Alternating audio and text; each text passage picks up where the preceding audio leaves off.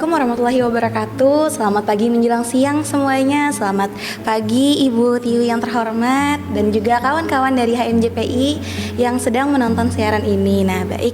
Jadi pada pagi hari ini pada tanggal Jumat 5 Desember tahun 2025 bertempat di Rafada, Gedung Fakultas Dakwah dan Ilmu Komunikasi lantai 3 akan berlangsung 45 menit.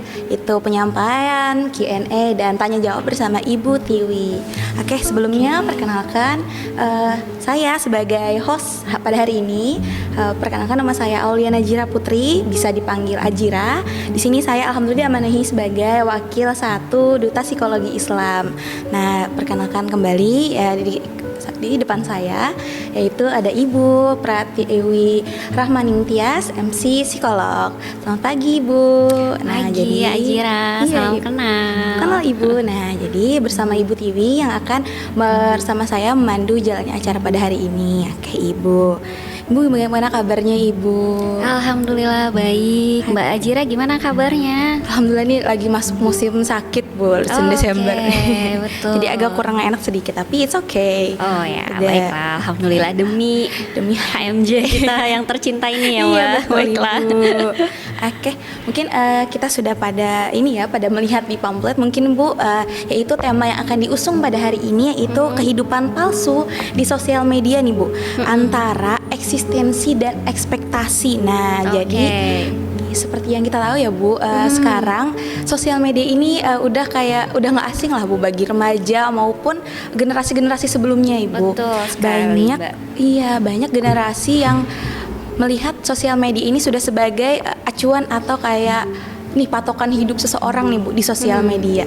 Kita lihat sosial medianya seperti ini, wah asmaranya, keluarganya atau karirnya yang sangat sempurna. Sehingga kita tidak menyadari di balik itu semua Ibu. Nah, jadi dari fenomena yang muncul tadi akhirnya muncul nih Bu dua versi yang berbeda Bu, yaitu versi yang dijalani benar-benar di kehidupan nyata dan kehidupan di sosial media yang akan diusung pada hari ini. Nah, jadi kepada Ibu boleh saya ingin melihat pengamatan Ibu nih atau dari sudut pandang Ibu. Wah, pengamatan Ibu ya, iya, semacam Ibu cenayang gitu ya guys ya.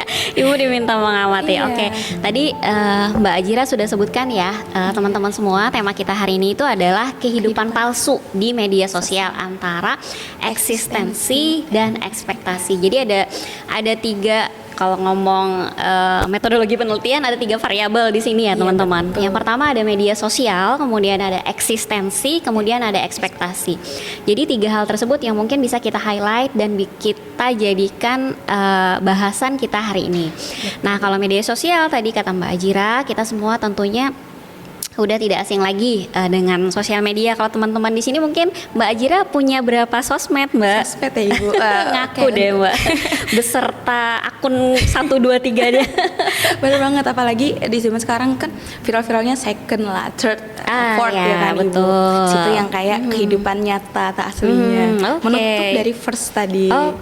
Untuk Ulan sendiri itu punya sosial media terutama Instagram ya Ibu, untuk membranding diri sebagai duta atau wajah jurusan.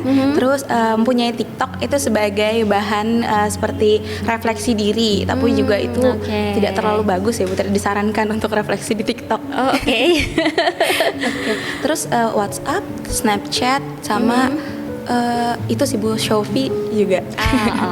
Nah, mungkin kebanyakan dari kita saat ini punya lebih dari 1 akun sosial media ya teman-teman. Nah, itu tentunya tadi berhubungan dengan eksistensi dan ekspektasi. Teman-teman mungkin yang dengar di sini usianya masih remaja akhir atau dewasa awal gitu ya Mbak Ajira. Jadi pada fase remaja akhir dan dewasa awal ini, kalau mungkin Mbak Ajira dan teman-teman di sini ingat teorinya psikologi perkembangan gitu ya, itu kan ada teori dari Erikson, yang mana Erikson itu ngomong di fase itu ada fase kita itu mencari jati diri kita, eksistensi versus role confusion ya. Nah, kalau misalnya kita bisa menentukan jati diri kita bakal tahu define ourselves itu kayak gimana gitu ya. Tapi kalau ternyata kita mungkin masih galau ya Mbak Iya, Ajira. Di situ kita jadi confused. Jadi bingung nih, role kita tuh harusnya kayak gimana sih? Iya. Sebagai seorang remaja, mungkin sebagai seorang dewasa, kita masih mungkin mencari-cari kita itu berjejaknya di mana. Harus seperti apa ya kan? Betul ya, sehingga akhirnya gitu kan kita jadi kayak bimbang, oh ya eksistensi kita di mana, kemudian ekspektasi orang lain terhadap kita itu gimana. Nah selain dari teorinya Erikson tadi teman-teman gitu ya, ada bagaimana diri kita, kemudian bagaimana role Confucian tadi, ada teori lain yang juga menyebutkan kita itu punya actual self gitu ya, bagaimana diri kita yang sebenarnya, kemudian ideal self, bagaimana kita itu berharap idealnya kita itu seperti apa sih Iya, gitu betul kan, banget. goal kita itu seperti apa. Kemudian yang ketiga ada out self, yaitu dimana orang lain itu berharap kita itu jadi diri yang seperti apa gitu ya. Mungkin teman-teman punya orang tua atau mungkin punya keluarga gitu ya, yang kadang-kadang expect, oh mungkin Ajira kamu sebagai seorang mahasiswa harusnya tuh rajin belajar dan sebagainya, lebih fokus belajar gitu ya. Bu. Itu adalah out self-nya. Nah sehingga adanya 3 bagian dalam diri kita itu sometimes bikin kita mungkin tambah galau gitu ya Mbak Ajira ya. Oh Iya. aku nih identitasku yang sebenarnya itu yang mana sih? Aku beneran gitu ya, atau aku yang diharapkan oleh orang lain, atau siapa yang aku inginkan gitu. Nah teman-teman, dalam perjalanan kita menentukan identitas diri kita, tentunya itu dipengaruhi oleh lingkungan ya Mbak Ajira ya, Iya, gitu betul, kan, Bu. di mana kita berada. Salah satunya karena budaya hari ini itu adalah budayanya sosmed ya Mbak Ajira. Nah ini juga teman-teman adalah pengaruh budaya hari ini gitu ya, Iya, Gen Z, Gen Alpha, which is sosmednya itu sudah benar-benar dekat dengan kehidupan mereka. Kalau angkatan ibu mungkin milenial atau di atasnya gitu ya, itu masih emak-emak Facebook gitu ya betul, Mbak Ajira ya. Kalau teman-teman hari ini kan lebih kepada IG tadi dan TikTok gitu ya. Iya. Walaupun mungkin sebagian generasi milenial udah mulai berpindah juga ya ke IG dan TikTok. Nah, akhirnya apa yang terjadi di sosial media itu kita melihat kehidupan orang lain gitu ya, betul, Ibu. Mbak Ajira ya. Dan biasanya apa yang diposting oleh orang lain itu udah dikurasi terlebih dahulu. Udah disaring habis-habisan. Betul banget, udah disaring habis-habisan. Dan ternyata penelitian itu Mbak Ajira menunjukkan bahwa kita itu menghabiskan lebih kurang 27 menit sehari untuk ngediting gitu Mbak Ajira. 22 jam Ibu. 27 menit hampir setengah jam berarti Iya. ya. Itu rata-rata gitu. Artinya kan bisa jadi ada orang yang memang lebih banyak menghabiskan waktunya untuk melakukan editing atau filtering itu tadi, atau saringan-saringan itu. Untuk apa? Untuk menghadirkan dirinya yang terbaik di sosial media gitu. Artinya gitu ya, kita itu tidak menghadirkan diri kita yang sesungguhnya gitu ya teman-teman. Semacam keotentikan diri kita itu jadi tertutupi gitu ya. Mungkin yang sebenarnya wajah kita aslinya bulat gitu ya, tapi di filter mungkin ketirusannya nambah 30% gitu. Akhirnya jadi berbeda gitu ya. Mungkin kalau teman-teman ingat ada banyak meme gitu ya, atau mungkin video lucu yang menggambarkan ketika seseorang itu lihat di IG-nya kayak gimana, terus ketemu realnya kayak gimana, so jadi beda ya Mbak Ajira ya. Nah, Mbak Ajira, selain tadi ada budaya filtering tadi, kemudian kita itu sibuk untuk ngedit, ternyata itu juga berpengaruh bagi orang-orang yang lihat gitu ya. Bagi teman-teman yang mungkin Menyaksikan ya Bu. iya, menyaksikan, kemudian scrolling sosmednya, kita akhirnya memiliki semacam pemahaman bahwa ideal self itu adalah harus seperti dia gitu ya, Iya. atau seperti orang tersebut. Padahal orang tersebut kita ketahui tadi udah melakukan penyaringan yang banyak sekali untuk menghadirkan diri tersebut di sosmed gitu. Nah, hal tersebut ternyata juga menjadi salah satu hal atau salah satu faktor yang mempengaruhi munculnya rasa depresi Mbak Jira, juga rasa kesepian teman-teman. Oke. Jadi kalau misalnya dia lihat mungkin kalau teman-teman HMJ di sini kayaknya seru ya gitu ya, ada kegiatan bareng-bareng sama yang lain gitu kan. Terus diposting, oh asik nih. Mungkin ada beberapa teman-teman kalian yang mungkin gabut lah ya gitu atau dia nggak ada kerjaan, lonely sendiri. Dia jadi ngerasa kayak aku tuh kayak nggak berharga gitu Mbak Ajira. Ditambah lagi kalau misalnya orang tersebut memiliki self esteem yang rendah. Nah, dia memiliki self esteem rendah, akhirnya rasa kesepian, kemudian kemungkinan untuk adanya kecemasan dan depresi itu menjadi semakin meningkat, Mbak Ajira. Jadi kalau kita bisa lihat di sini ya, teman-teman semua, harusnya ada beberapa hal yang harus kita aware ya Mbak Ajira terkait sosmed itu tadi. Yang pertama tadi dari sisi pemfilteran itu sejauh mana sih sebenarnya kita itu jadi pengen filter banget gitu ya.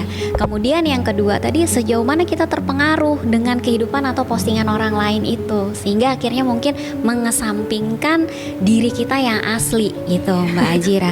Nah, penelitian juga menunjukkan ya kalau misalnya kalau Ibu tidak salah ingat itu 28% orang itu kehilangan jati dirinya Mbak Ajira. Jadi itu angka yang cukup tinggi ya teman-teman. Artinya dia itu tidak menunjukkan siapa sih dirinya yang sebenarnya. Dan momen-momen yang ditampilkan atau diposting itu biasanya hanya momen-momen kebahagiaan saja gitu ya. Jadi hal-hal yang menyedihkan mungkin atau proses dia menuju ke sana itu umumnya tidak dia posting seperti itu. Disembunyikan ya Bu. Betul sekali, disembunyikan. Nah mungkin hal yang perlu kita yang perlu kita ambil dari podcast kita hari ini teman-teman gitu, bahwasanya ternyata kehidupan sosial media itu ya memang tidak sepenuhnya nyata gitu ya Mbak Ajira ya.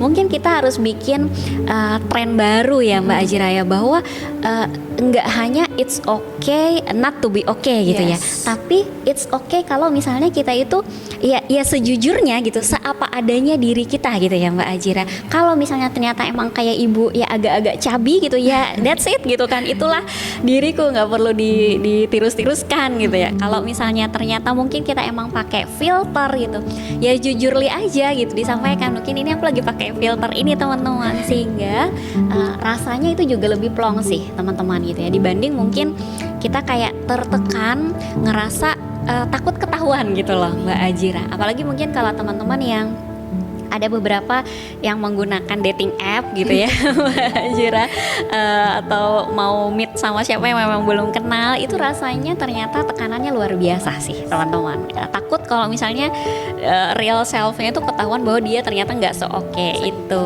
Gitu sih mungkin sedikit pengantar Mbak Ajira yang di highlight tadi. Pertama mungkin dari sisi psikologi perkembangan, bahwa kita itu memang berada dalam masa mencari jati diri dan memang memerlukan satu pegangan gitu ya. Kemudian yang kedua tadi ternyata dalam diri kita itu ada macam-macam self-nya gitu ya. Kita pengennya seperti apa, kemudian kita yang realnya itu seperti apa, sama orang lain itu pengennya kita seperti apa. Jadi nanti kita bisa ngasih boundariesnya, ini segimana sih aku itu boleh berada pada daerah yang diinginkan oleh orang lain gitu. Kemudian aku harus bagaimana memporsikannya, aku tetap otentik tapi aku juga bisa menunjukkan citra diri yang lebih positif. Mungkin itu sih Mbak Ajira yang bisa Ibu sampaikan untuk pemantik kita hari ini ya Mbak. Oke, terima kasih banyak kepada Ibu sebelumnya. Nah, jadi dari yang sudah Ibu sampaikan tadi, mungkin terdapat beberapa juga seperti ini ya Bu, penghakiman atau komentar orang lain tuh Bu, untuk menjadi diri sendiri. Kan tadi Ibu sudah sampaikan bahwa kita itu nggak apa-apa loh, it's okay untuk menjadi diri sendiri di sosial media. Namun kita kesampingkan rasa kepercayaan tadi, kita tuh kadang melihat ya Bu, dari remaja-remaja sekali itu kayak melihat orang lain menilainya, kita tuh takut gitu Bu untuk dinilai. Nah, bagaimana cara kita untuk it's okay dinilai dan kita bisa menyaring penilaian yang seharusnya diambil dan diterapkan itu Bu. Oke, kalau penilaian orang lain ya teman-teman, ini agak sedikit tricky ya, karena tadi memang kita itu berada pada fase tadi mencari jati diri, kemudian tapi ternyata kita juga harus memperhatikan penilaian orang lain terhadap diri kita. Nah, ada sebuah teori nih namanya social comparison theory. Jadi di teori ini Mbak Ajira, ternyata manusia itu memiliki dorongan bawaan untuk mengevaluasi diri dengan membandingkan dengan orang lain. Artinya dia itu kan, aku ini seoke mana sih, aku sepintar mana sih gitu ya. Dalam beberapa jarak tertentu itu tentu oke gitu ya Mbak Ajira, itu tentu sehat. Seperti halnya kita mungkin memerlukan ranking di kelas gitu ya Mbak. Dalam perankingan itu kita jadi tahu kan kita berada di grade mana sih gitu kan, di tengah kah, di bawah kah, atau di atas kah gitu. Dengan mengetahui posisi itu, misal mungkin kita di tengah, kalau misalnya kita sudah cukup mensyukuri gitu Mbak Ajira, berarti oke, berarti kinerjaku, performaku udah oke nih sampai segini. Tapi kalau misalnya kita tipe orangnya pengen berkembang lagi, kita pengen naik, upgrade diri, tentunya dengan perankingan tadi kita jadi tahu ya, oh kayaknya aku harus berusaha lagi nih biar gradeku lebih naik ke atas gitu kan. Nah itu yang sisi positifnya ya teman-teman.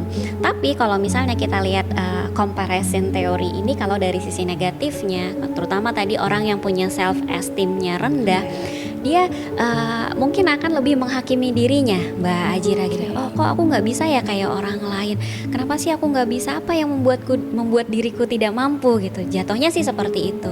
Jadi mungkin kita bisa lebih sedikit lebih bijak lagi Mbak Ajira ya, melihat diri kita, kira-kira aku masuk self esteem yang mana nih. Kalau ternyata mungkin tujuan atau motivasi kita ngeposting itu pengen lihat seberapa banyak like-nya, seberapa banyak komennya gitu ya, atau kita tuh sering bolak-balik ngelihat engagement kita seperti apa, artinya itu udah semacam red alert lah Mbak Ajira gitu ya.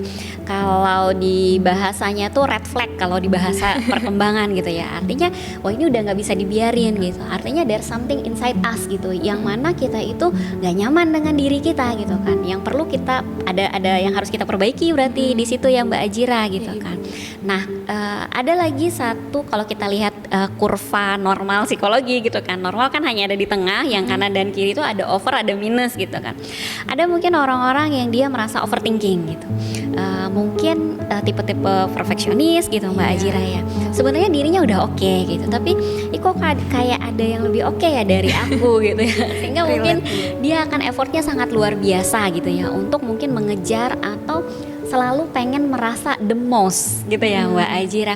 Padahal teman-teman semua ya, perasaan the most itu sebenarnya dibentuk oleh pola asuh mungkin ya teman-teman. Mungkin beberapa teman-teman yang dulunya biasa dituntut oleh orang tua untuk selalu berprestasi mungkin Mbak Ajira, atau mungkin beberapa teman-teman yang dulunya mohon maaf pernah dibanding-bandingkan mungkin Mbak Ajira gitu ya, sehingga kita merasa aku pengen lebih baik dari orang lain gitu. Padahal kalau kita lihat gitu kan, yang namanya top itu paling cuma 1, 2, 3 gitu ya Mbak Ajira gitu kan. Yang juara 1, juara 2, juara 3. Nggak semua orang akan menjadi the top atau the most. Kemudian the top atau the most itu teman-teman, kalau bahasa kita peribahasanya selalu ada langit di atas langit, sore itu kan ya Mbak Ajira. Jadi perasaan itu sebenarnya nggak akan terpuaskan sih Mbak Ajira, sampai kita benar-benar merasa cukup Mbak Ajira, cukup dengan diri kita gitu, sehingga apapun pencapaian kita, kita tahu sampai mana kita harus memotivasi diri kita untuk menjadi lebih baik, tapi kita juga memiliki batasan untuk merasa bahwa kita adalah cukup gitu Mbak Ajira. So there's no pressure gitu di situ, dan kita juga nggak terlalu overthinking karena kita merasa nggak mampu dari orang lain. Mungkin itu sih Mbak Ajira yang harus diperhatikan oleh teman-teman semua ya. Makasih Ibu. Sama Mbak Ajira. Kayaknya susah ya Mbak Ajira untuk itu ya. Ibu juga masih belajar sih. Masih kayak kadang bisa mengasih tahu atau motivasi orang lain, ternyata diri sendiri nggak seperti itu juga ya ternyata. Betul. Nah yang uniknya nih teman-teman, kalau misalnya kita belajar teori reinforcement teori gitu ya, kalau misalnya kita dikasih reinforcement positif, itu biasanya kita akan mengulang perilaku tersebut gitu ya. Kemudian ketika perilaku tersebut diulang, itu akan jadi peneguhan Mbak Ajira. Artinya itu somehow itu tuh kayak jadi kepribadian kita gitu ya. Sama polanya kayak di sosmed tadi, kita melakukan penyaringan, menampilkan semua yang terbaik dari diri kita, kemudian kita dapat reinforcement positifnya tuh dengan like gitu kan, kemudian dengan komen, maka hal tersebut akan meneguhkan perilaku kita tadi gitu Mbak Ajira. Oh kita terus-menerus akhirnya melakukan filtering gitu, menampilkan diri yang terbaik, padahal saat misalnya kita lagi fotonya nggak oke-oke banget, diposting juga nggak apa-apa loh gitu. Itu sih mungkin Mbak Ajira kalau kita lihat dari sisi psikologinya ya teman-teman semuanya. Oke. Nah Ibu, ini kita bisa masuk ke sesi tanya jawab. Oh, sesi tanya jawab. Oke. Oke, mungkin kita membacakan Q&A Boleh. dari teman-teman yang sudah mungkin melihat ya dari snapgramnya HMJ Psikologi, Ibu. Mungkin ada beberapa pertanyaan nih.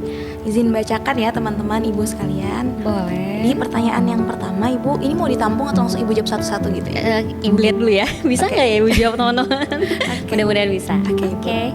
Nah, jadi yang pertama pertanyaannya itu, kenapa nih Bu sesuatu yang palsu itu selalu disukai oleh kebanyakan orang? Maksudnya mungkin ya Bu, kayak kita sudah memfiltering kan sebagus mungkin, nah ternyata di filter tadi yang banyak di like ataupun komen, nah itu semakin menginginkan lebih kan Bu dari kita sendiri. Nah itu kenapa tuh Bu orang-orang menyukai kepalsuan itu Bu? Oke. Sebenarnya kenapa orang menyukai kepalsuan di sini ya? Itu kan standar ya, Mbak Ajira ya. Karena mungkin standar hari ini yang kita lihat itu goalsnya, bodinya oke gitu ya. Kemudian relationshipnya juga oke, akademiknya oke gitu. Kemudian dia juga aktif di berbagai kegiatan gitu kan. It seems so perfect ya, teman-teman. Jadi kayak kita menjadikan itu sebagai ideal self kita. Jadi kita tuh pengen menjadi sosok ideal seperti itu gitu, Mbak Ajira. Sehingga standar tersebut yang akhirnya menciptakan bahwa hal seperti inilah nih yang harusnya kita like gitu. Nah, jika berbicara standar, kalau misalnya kita lihat psikologi sosial, maka itu kita akan berbicara terkait norma ya teman-teman. Nah, kalau norma itu kan sesuatu sebenarnya yang sudah kita sepakati, Mbak Ajira.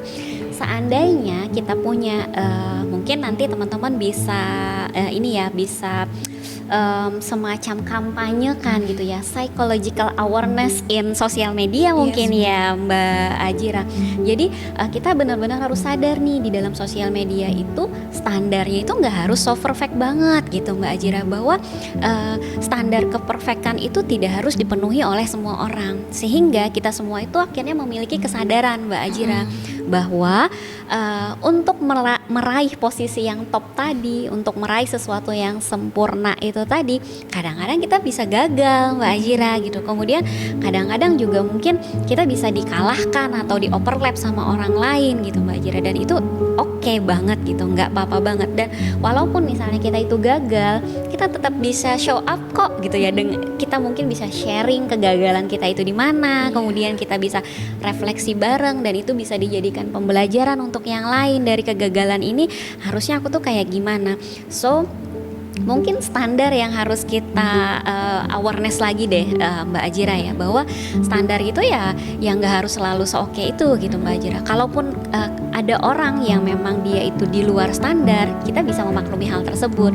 Akan tetapi teman-teman ya, karena kita di sini Muslim gitu ya, di UIN Muslim, mungkin orang-orang Muslim tentu punya standar syariat yang jelas gitu kan. Pastinya kalau misalnya kita bicara norma, kita bicara standar, asalkan itu nggak melanggar syariat, itu it's okay banget gitu ya. Jadi dan ini pun nggak membuat kita tiba-tiba ikut-ikutan FOMO sesuatu yang sebenarnya mungkin secara syariat itu bisa jadi masih abu-abu gitu ya Mbak Ajira. So jati diri kita sih sebenarnya sebagai seorang muslim itu juga tentu harus diperkuat ya teman-teman, karena memang Allah tuh udah menciptakan sih sebenarnya ya Mbak Ajira, seorang muslim itu karakternya tuh kayak gimana sih gitu, sehingga kita mungkin pegangan awalnya di situ dulu Mbak Ajira gitu ya, sampai kita menemukan hal-hal lain yang bisa memperkuat kepribadian kita. Gitu sih mungkin Mbak Ajira untuk pertanyaan pertama, semoga menjawab ya teman-teman. Terima kasih banyak Ibu sudah menjawab pertanyaan yang nomor 1. Oke. Nah, mungkin di pertanyaan yang nomor 2 ini tadi sebelumnya sudah di highlight Ibu yang pertanyaannya itu seperti dampak nih Bu, dampak terhadap psikologis daripada remaja-remaja yang di sosial media tadi berdampak palsu. Nah itu dampak psikologis yang mungkin sekarang lagi gemparnya Ibu, apa ya Bu? Oke. Kalau berdasarkan penelitian Mbak Ajira, penggunaan sosial media yang berlebihan itu gitu ya, itu ternyata teman-teman di sini disebutkan ya, memiliki pola adiksi yang sama dengan aktivitas judi Mbak gitu kan. So itu kan dangerous banget ya sebenarnya teman-teman ya. Kalau misalnya teman-teman memperhatikan beberapa fenomena judi online gitu kan, lepasnya itu kan susah banget dari sana tuh Mbak Ajira, karena dia menggunakan pola dopamin yang sama gitu. Ketika kita mendapatkan reinforcement positif tadi ya berupa like, comment, itu dopamin kita itu meningkat gitu Mbak, dan dia pengen dapet terus terus Mbak gitu. Jadi dia akan melakukan segala cara untuk mendapatkan kesenangan yang sama ketika dia dapat dopamin itu teman-teman. Padahal naturally gitu ya, dopamin itu didapatnya nggak segampang itu Mbak Ajira gitu. Mbak Ajira suka workout nggak? Suka. Oh ya, suka. Ya. Kalau kita workout ya teman-teman, ibu tuh kan harus keringetan dulu nih 15 menit, 20 menit. Wah, udah capek banget kan rasanya Mbak Ajira gitu kan. Itu baru dapat feel dopaminnya teman-teman gitu. Artinya memang harus ada effort kita untuk mendapatkan dopamin itu. Tidak segampang itu gitu kan. Tapi ternyata kalau misalnya dengan like comment, ketika like dan komen kita langsung dapat tuh Mbak Ajira. Lalu kita pengen lagi, maka tadi budaya filtering, kemudian menampilkan diri kita yang terbaik, itu kita lakukan lagi berulang-ulang. Nah, pola yang berulang itu tadi ternyata sama dengan pola judi tadi Mbak Ajira. Jadi teman-teman ya kalau kita bahasa ketergantungan dengan sosial media itu ya nyata sih teman-teman gitu kan. Jadi tadi ibu juga menyampaikan kita harus aware nih, kira-kira kita posting ini pengen nyari like, comment, atau cuman sekedar sharing momen aja gitu Mbak Ajira. Seberapa sering kita ngecek like, comment kita, engagement kita, itu juga harus diperhatikan oleh teman-teman gitu. Kalau misalnya kita rasa terlalu sering, oke, kita coba kurangin pelan-pelan agar tadi kita nggak terjebak di dalam pola itu sih Mbak Ajira. Mungkin itu dampak yang dari sisi psikologis ya Bu, ya? Iya, sama tadi mungkin yang ibu sebutkan di awal ya teman-teman, ada kecemasan dan ada depresi juga, terutama bagi orang-orang yang mereka itu merasa sepi, merasa sendiri ya, mungkin teman-temannya nggak terlalu banyak Mbak Ajira. Jadi perasaan depresi itu bisa jadi ada pada diri mereka. Oke Ibu, terima kasih. Semoga ini menjawab ya pertanyaan dari teman-teman sekalian. Lanjut pada pertanyaan yang terakhir nih Bu dari Q&A kita. Oke, baiklah. Nanti boleh lanjut lagi kita ngobrolnya Ibu setelah Q&A. Oke, siap. Oke. Jadi pertanyaan yang ketiga yaitu bagaimana nih Bu cara membangun personal branding dan menikmati sosial media nih tanpa harus mendapatkan tekanan untuk terlihat sempurna. Branding ya Ibu nih, lebih ke branding. Oke, branding diri tapi biar dia tidak tertekan oleh sosial media gitu ya, atau tanggapan orang lain gitu ya Mbak Ajira. Yang pertama, back lagi kalau kita sebagai seorang muslim gitu ya, inamal a'malu biniat ya Mbak Ajira. Jadi tadi niat kita nge-branding itu buat apa sih teman-teman gitu kan. Oh, brandingnya itu tujuannya apa nih? Mau kasih motivasi misalnya, atau mau mengenalkan ilmu psikologi gitu kan. Kemudian bagaimana Islam itu juga ternyata dapat menyelesaikan permasalahan psikologis gitu. Nah itu insya Allah positif berarti ya niatnya Mbak Ajira ya. Kalau kita as a muslim gitu kan, tujuan itu memang lebih dalam sebenarnya teman-teman ya, lebih bermakna. Jadi mungkin kayak meningkatnya engagement, kemudian nanti mungkin kita dapat bayaran dari aktivitas tersebut misalnya, itu sebenarnya adalah bonus sih Mbak Ajira gitu kan. Jadi memang yang dilakukan seorang muslim itu dia itu be the best untuk niat awalnya itu sih Mbak Ajira, itu yang pertama. Sehingga even nanti dia itu terjatuh dalam prosesnya gitu ya teman-teman, dia nggak akan merasa sakit banget gitu Mbak Ajira, karena dia tahu niat awalnya ini sebenarnya tadi adalah dia pengen kasih motivasi nih ke orang lain gitu, agar tidak terjebak dalam permasalahan yang sama, atau orang tersebut dapat memahami dirinya dengan lebih baik misalnya. Sehingga yang dicarinya tuh sebenarnya bukan like, comment itu sih Mbak Ajira gitu kan. Tujuan akhirnya tuh sebenarnya bukan itu. Jadi dia nggak akan merasa tertekan sebenarnya oleh hal tersebut. Nah beda halnya teman-teman, kalau misalnya ternyata kita itu mau bikin postingan dan sebagainya itu tujuannya pengen dapat dapat like, comment, dan dapat validasi dari luar gitu, social validation itu teman-teman. Dan ternyata gitu ya, Islam itu jauh sebelum ada teori namanya internal validation Mbak Ajira gitu ya.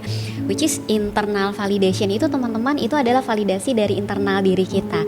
Dan ternyata Islam itu udah ngajarkan lama loh Mbak Ajira dengan hadis tadi gitu kan, bahwa sesungguhnya sesuatu itu kan tergantung niat kita. Kalau misalnya kita emang niatnya itu ya pengen berbagi kebaikan dengan orang lain, pengen orang lain itu nggak jatuh di lubang yang sama dengan kita gitu kan Mbak Ajira, sebenarnya itu udah dapat ganjaran dari Allah loh gitu loh Mbak Ajira gitu kan. Sehingga kita nggak perlu banget sih sebenarnya like komen itu sih Mbak Ajira.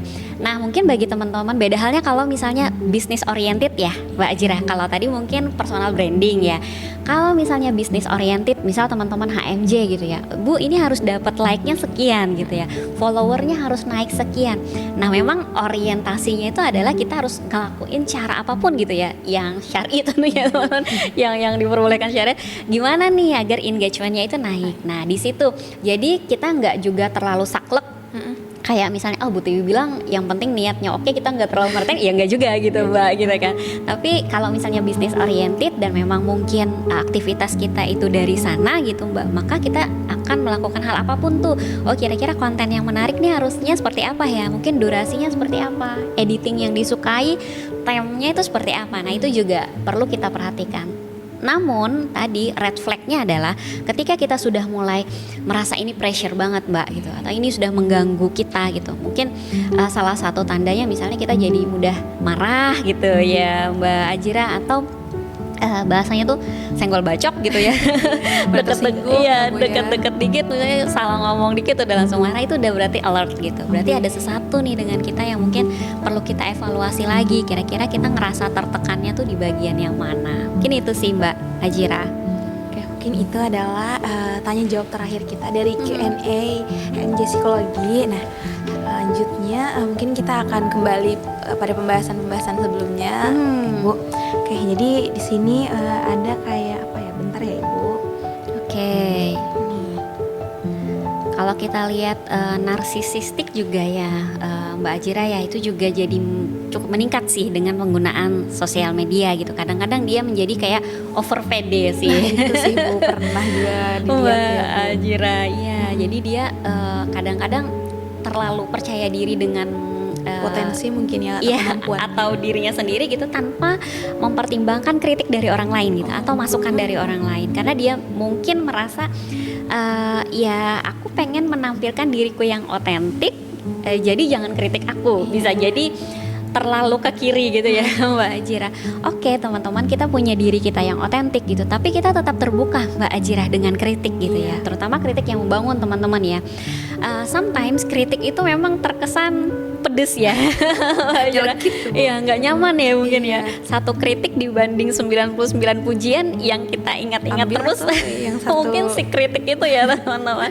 Tapi dari kritik itu sebenarnya kita bisa belajar gitu ya. Ternyata mungkin aku belum setegar itu kali ya gitu ya untuk menerima kritik. Mungkin kita masih scoop kampus ya Mbak Ajira. Gimana kalau kita scoopnya nasional gitu ya, yang kritik mungkin jutaan warga Indonesia gitu ya.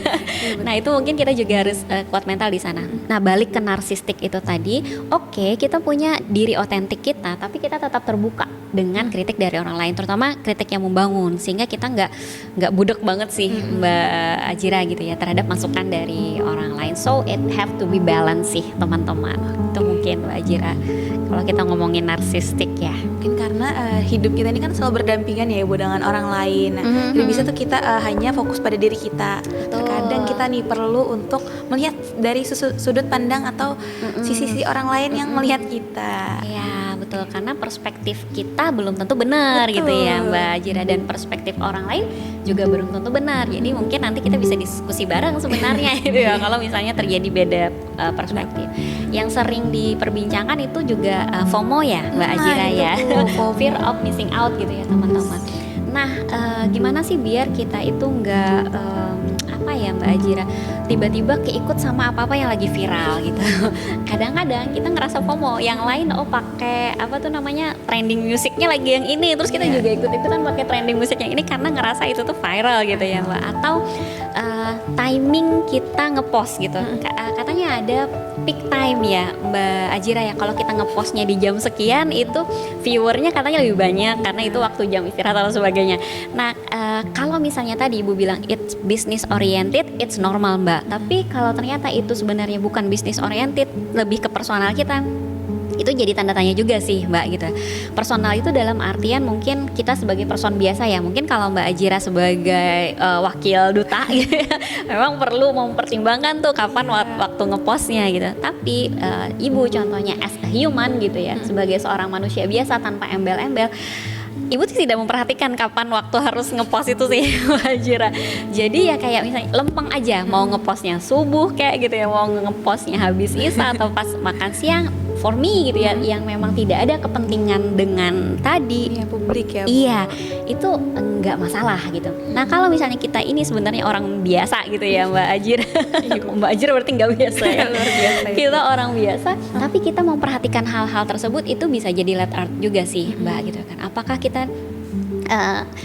pengen menjadi diperhatikan oleh orang lain gitu, atau ternyata perhatian orang-orang di sekitar kita ini sebenarnya kurang mungkin Mbak Ajira, atau sebenarnya kita itu pengen dapetnya perhatian dari siapa sih gitu kan, apakah dari orang-orang di luar sana atau mungkin sebenarnya orang terdekat yang belum memperhatikan kita secara cukup gitu sih Mbak Ajira.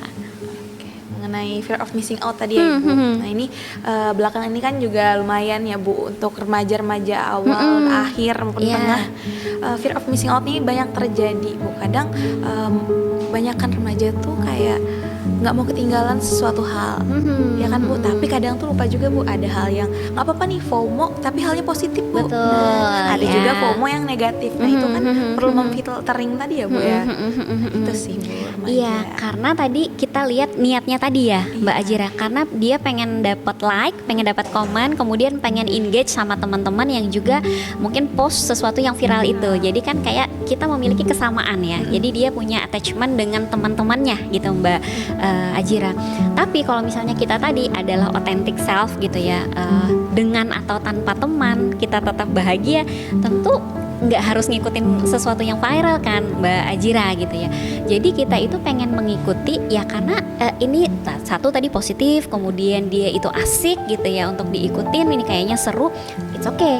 Tapi kalau ternyata kita itu pengen mengikuti tren yang viral itu hanya karena kita takut ketinggalan gitu, atau takut nggak ditemenin sama teman yang lain, itu berarti harus ditanya lagi ke diri kita sih. Evaluasi lagi ya, Iya betul Mbak Ajira.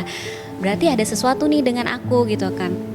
Kalau misalnya ternyata mungkin teman-teman di sekitarnya kurang nyaman, mungkin dirasa kurang aman ya Mbak Ajira dengan teman-teman untuk cerita, boleh banget datang ke orang yang kamu percaya gitu ya Mbak Ajira. Entah itu mungkin dosen pembimbing atau mungkin cutting yang dirasa enak aman untuk diskusi ya, atau mungkin bisa ke profesional juga ya Mbak Ajira. Jadi biar lebih tahu aja sebenarnya diriku nih kenapa sih gitu, semacam terombang-ambing, nggak tahu aku harus kemana. Padahal kalau misalnya kita menemukan authentic self-nya diri kita gitu ya Mbak Ajira, itu tuh wah seru banget sih Mbak Ajira. Kita Jadi merasa cukup ya Bu. betul, jadi kayak kita nggak ngikutin orang lain lagi sih Mbak Ajira gitu. Oke, jadi teman-teman semoga dapat ditangkap beberapa yang dari pembahasan ini ya Bu. Semoga juga kedepannya banyak dari mungkin teman-teman yang ikut menonton tuh sadar gitu Bu. Gak apa-apa kita nggak harus sempurna, cuman Betul. tetap harus disaring-saring aja. Mana yang perlu untuk dikonsumsi khalayak atau publik ya Bu ya. Betul, ya. Kadang-kadang tadi kalau Mbak Ajira ngomong sharing, juga ada fenomena oversharing ya Mbak Ajira. Betul. Di Mungkin- TikTok Bu itu viral oke. kan Bu, kayak misalnya rumah tangga. Itu kan nggak mungkin seharusnya dilihat ya Bu sama Betul, anak-anak gitu. betul, Nah, jadi harus betul. di-sharing ke sosial media. Itu sih Bu. Iya, dan kalau misalnya kita lihat teman-teman, itu kan yang mereka kejar tentunya adalah viewer ya Mbak Ajira. Nah, jadi memang ada dua hal yang perlu teman-teman perhatikan. Kalau memang goals kita itu bisnis gitu ya, maka it's okay banget kita ngejar viewer itu. Tapi as a Muslim gitu ya, kita harus tahu lagi nih batasannya, konten seperti apa sih yang memang boleh dikonsumsi oleh publik gitu ya, kemudian konten seperti apa yang mungkin harusnya kita keep dulu aja gitu ya Mbak Ajira, atau misalnya kita sharing ke memang orang-orang yang tepat sehingga oversharing itu tidak kejadian di sosmed gitu ya Mbak Ajira. Nah, uniknya sosmed hari ini Mbak Ajira, sosmed juga bisa jadi kayaknya the new people power ya Mbak Ajira ya. Kalau teman-teman lihat mungkin bagi saudara-saudara kita yang berduka hari ini di Aceh dan Sumatera Barat ya Mbak Ajira, ada salah satu influencer Ferry Irwandi. Iya. Nah, beliau kan ngumpulkan 10 miliar lebih dalam waktu 24 jam sesat-set itu gitu ya teman-teman. Jadi kita bisa lihat bagaimana sebenarnya sosial media ini juga bisa Power ya, Bu. iya, kita arahkan ke hal yang positif. Itu tadi. As long as kita itu ngikutnya influencernya tentunya yang positif ya teman-teman gitu. Jadi arah kita juga bisa jadi lebih baik gitu sih Mbak Ajira. Mungkin waktunya udah menunjukkan mengakhiri ya ini ya. Oh, Oke, sedikit Mbak Ajira. Boleh, Ibu. Dari FOMO tadi ada juga fenomena JOMO ya. JOMO itu kan versusnya FOMO. Iya, Jadi Ibu. joy of missing out. Iya. Jadi dia tuh ngerasa oke aja gitu loh Mbak Ajira, nggak harus ikut sesuatu yang viral gitu. Jadi nggak merasa takut tertinggal gitu. Kadang-kadang Mbak Ajira gitu ya, orang-orang yang memang dia itu pengen ngikut orang lain, itu juga ada permasalahan tertentu di dalam dirinya yang memang harus kita selesaikan Mbak Ajira gitu ya, di sesi terapi gitu. Bisa jadi dia tidak merasa aman dengan dirinya gitu. Kemudian dia selalu pengen merasa ter-attach atau terhubung dengan orang lain gitu. Padahal ada hal-hal yang itu nggak harus terhubung loh dengan orang lain gitu. Jadi memang momen ini tepat banget sih Mbak Ajira untuk kita sama-sama refleksi bersama ya teman-teman, biar kita bisa jadi pribadi yang lebih siap, terutama teman-teman yang berada pada remaja akhir, dewasa awal. Jadi mungkin kebimbangannya itu nggak seombang-ambing ibu dulu gitu ya. Kalau zaman ibu mungkin hal-hal seperti ini agak susah didapat ya Mbak Ajira. Kalau sekarang kita bisa tahu ternyata untuk bersosial media itu kita juga perlu awareness yang tinggi. Jadi kita nggak merasa terlalu overwhelmed gitu ya ketika kita harus tampil perfect terus Mbak Ajira. Mungkin itu sih sedikit dari Mbak Ajira. Oke, mungkin sudah berakhir ya Bu sesi sharing session ini mungkin bersama Ibu Pratiwi Rahmat sih ya Bu. Rahmaningtyas Mbak Ajira. Oh, Rahmaningtyas Ibu, mohon maaf. Nah, mungkin ada closing statement sedikit dari Ibu lagi? Oke, kalau Ibu tidak memberikan closing statement karena menurut Ibu tadi udah cukup banyak yang bisa kita pelajari dan perbincangkan dengan Mbak Ajira tadi. Cuman sedikit aja sih dari Ibu bahwa jumlah likes, jumlah komen, it's not define us. Itu tidak mendefinisikan kita, tidak mendefinisikan seberapa sukses kita, tidak mendefinisikan seberapa sempurna kita gitu sih Mbak Ajira. Jadi percaya diri aja. Oke, mungkin kalau dari ulun sedikit ya Ibu, itu pernah membaca quotes itu kayak life is not about finding but life is about creating, karena hidup kita itu bukan mencari tapi kita yang menciptakan diri kita sendiri Ibu. Betul, yes. Jadi how we grow ya. How we grow, how we create ourselves. Betul Mbak Ajira. Oke, mungkin segini dulu ya Bu sharing session kita. Mungkin kalau nanti teman-teman mau ada perbincangan yang akan diangkat, mungkin bisa nanti kita Bu duduk di sini lagi. Komen di bawah ini kali ya Mbak Ajira untuk topik berikutnya. Nah, mungkin berakhir sudah ya Bu sesi ini. Saya ucapkan terima kasih kepada Ibu Tiwi sudah menjadi narasumber pada hari ini, dan juga teman-teman yang sudah menyaksikan video ini sampai selesai. Oke, saya sebagai host Aulia Najira Putri izin pamit undur diri. Wassalamualaikum warahmatullahi wabarakatuh.